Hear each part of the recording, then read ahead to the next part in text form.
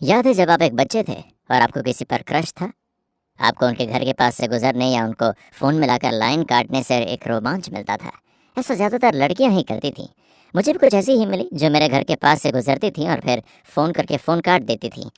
लेकिन अब कोई लड़की मुझ में दिलचस्पी ले तो मैं भी हाथ बढ़ाऊंगा ताकि बात आगे बढ़े। मैं जॉन हूँ और ये मेरी कहानी है कि कैसे एक लड़की ने लगभग मेरी जान ले ली जिसे मैं पिज़्ज़ा डिलीवर करता था।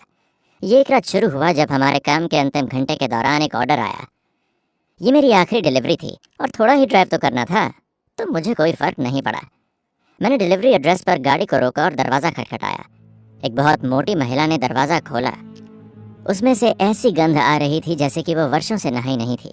उसके बाल उलझे हुए थे और उसके दांत ऐसे लग रहे थे जैसे वे मक्खन में लिपटे हुए हों। मैंने उसे अपनी सबसे कस्टमर फ्रेंडली मुस्कान दी और उसका पिज़्ज़ा उसे सौंप दिया। हाय मैम, ये रहा आपका stuffed crust meat lovers pizza extra cheese और बेकन के साथ। इसके हुए $18 और 36 सेंट। उसने पिज़्ज़ा लिया और सुनिश्चित किया कि उसका हाथ मेरे हाथ को छुए। उसने एक चुलबुली सी हंसी के साथ कहा, आप मुझे सिंडी कह सकते हैं। मैंने सिर हिलाया। ठीक है सिंडी। जब तक मैं अपना पर्स लाती हूँ तब तक आप अंदर आ सकते हैं। नहीं धन्यवाद, ये हम दोनों की सुरक्षा के लिए सबसे अच्छा है अगर मैं यहीं बाहर प्रतीक्षा करूं। हाल ही में पिज़्ज़ा डिलीवरी करने वाले लड़कों के लापता होने के कुछ मामले सामने आए थे, इसलिए मैं कोई चांस नहीं ले रहा था। वो भड़क गई। अरे क्या? मैं नहीं काटती। मैं यहाँ इंतज़ार कर रहा हूँ। उसने मुंह बनाया और दरवाज़ा बंद कर दिया। 1 मिनट के लिए मुझे लगा कि वो पिज़्ज़ा ले लेगी और भुगतान नहीं करेगी। मुझे लगा कि क्या मैंने अंदर नहीं जाकर गलती की है या फिर नहीं। मैं कुछ तनावपूर्ण मिनटों के लिए वहाँ खड़े रहकर उसका इंतज़ार कर रहा था। करीब 5 मिनट बाद आखिरकार उसने दरवाज़ा खोला। उसने मुझे $20 दिए और फिर उसने अपना क्लीवेज मुझे दिखाया जिसमें एक 5 का नोट अटका हुआ था। आपकी टिप का कुछ हिस्सा उस 20 में है, लेकिन अगर आप बाकी चाहते हैं तो आपको इसे लेने आना होगा। उसने फिर से लड़कियों सी हंसी निकाली। मैंने अपनी आंखें घुमाते हुए कहा, मैं सिर्फ यही लूँगा। Good night. आपका क्या नाम है? बस यहीं पर मैंने सबसे बड़ी गलती कर दी। जॉन। मैं तुम्हें फिर मिलूंगी। मैंने उसे बाय कहा और अपनी कार की ओर चल दिया। मैं वापस पिज़्ज़ा शॉप आया, अपने दिन भर के टिप्स लिए और घर चला गया। अगली रात उसी समय के आसपास हमें extra large stuffed crust extra cheese और बेकन पिज़्ज़ा के लिए एक कॉल आया। मेरे प्रबंधक हेनरी ने मेरा नाम चिल्लाया, जॉन आप इसे ले रहे हैं, ग्राहक की रिक्वेस्ट है। इस धंधे में लोग आमतौर पर अपना खाना डिलीवर करने के लिए किसी विशेष ड्राइवर की मांग नहीं करते। पिज़्ज़ा ऑर्डर करने वाले ज़्यादातर लोग सिर्फ अपना खाना चाहते हैं, चाहे वो वहाँ कैसे भी पहुँचे, जब तक कि वो ताज़ा और गर्म हो। क्या ये तुम्हारा मुझे ऑर्डर देने का फैंसी तरीका है? मैंने मजाक किया। अपनी एक आईब्रो चढ़ाकर हेनरी ने कहा, नहीं, ग्राहक ने वास्तव में तुम्हारे लिए कहा था। मैं इसे नहीं लेना चाहता, वो अजीब थी। समय पैसा है जॉन। उसने मुझे अपना बिजनेस खोने का कोई कारण नहीं दिया। उसने ऑनलाइन भुगतान किया है, इसलिए आपको केवल अपनी टिप लेनी है। उसने अपने स्तनों के बीच में एक 5 का कॉइन रखा था और मुझसे कहा कि इसे ले लो। क्या तुमने लिया? नहीं, बस उसके लिए पिज़्ज़ा ले जाओ और शायद अगली बार हम फ़ोन पर ही टिप अरेंज कर लेंगे। हाँ, मेरे मन में आ रहा था कि अगली बार आए ही ना, लेकिन मेरा इंस्टिंक्ट कह रहा था कि अगली बार भी ज़रूर आएगा। फिर एक और बार, एक और बार। ये ग्राहक मुझसे टिप्स से कहीं ज़्यादा महंगा पड़ने वाला है, मैंने सोचा। मैं वहाँ पहुँचा और फिर वही सब हुआ। वो चाहती थी कि मैं अंदर आ जाऊँ ताकि वो अपना पर्स ले सके। मैंने मना कर दिया और फिर से मुझे एक 20 का नोट दिया। लेकिन इस बार फ़र्क ये था कि उसके क्लीवेज में 2 कॉइन्स लगे हुए थे। जॉन, अगर तुम इन्हें ले लो तो ये तुम्हारे हैं। मैंने उसे अनसुना कर दिया और अपनी कार में चला गया। हफ्तों तक हर दिन मुझे इस महिला को पिज़्ज़ा डिलीवर करना पड़ता था।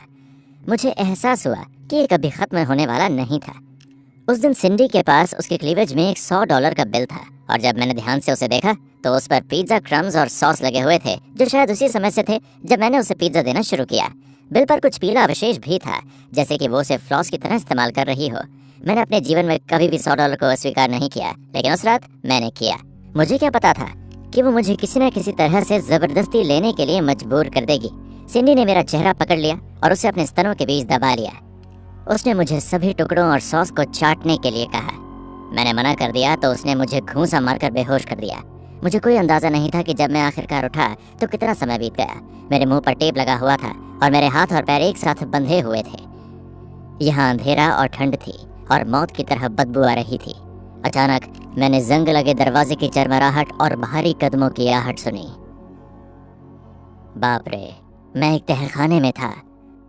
एक लाइट जली और मेरे चारों ओर मैंने कम से कम 3 लोगों को जंजीरों से बंधे देखा। मैंने पूरे शहर में लगाए गए गुमशुदा पोस्टरों पर उनके चेहरों को पहचान लिया था। उन्हें देखकर ऐसा लग रहा था जैसे वे वहां महीनों से थे, क्योंकि वे कितने समय से लापता थे। जॉनी। मैंने सिंडी को गाती हुई आवाज में बुलाते सुना। वो नीचे आई और मुस्कुराई, मुझे जागता देख। उसने ताली बजाई और ऊपर और नीचे कूदने लगी। उसकी चर्बी का हर आउंस हिल गया और चर्बी के हर रोल के बीच की बदबू फैल गई।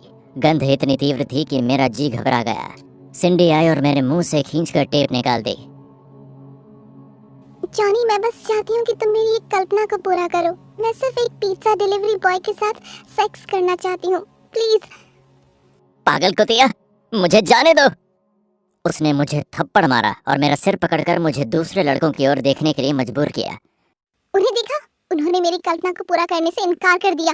जब तक वो ऐसा नहीं करेंगे मैं उन्हें रिहा नहीं करूंगी। क्या तुम भी उनकी तरह यहाँ रहना चाहते हो? हाँ, बताओ। मैंने उन्हें देखा। वो बहुत गंदे और कुपोषित से लग रहे थे, और जब तक मैं सड़ी हुई मोटी की फैंटेसी पूरी नहीं करूंगा, मैं भी उनके जैसा ही हो जाऊंगा। मैंने सिंडी की ओर देखा और कहा, ठीक है, अगर तुम यही चाहती हो तो। वो मुस्कुराई और मेरे गाल पर हाथ फेरा। मुझे बेबी कहो।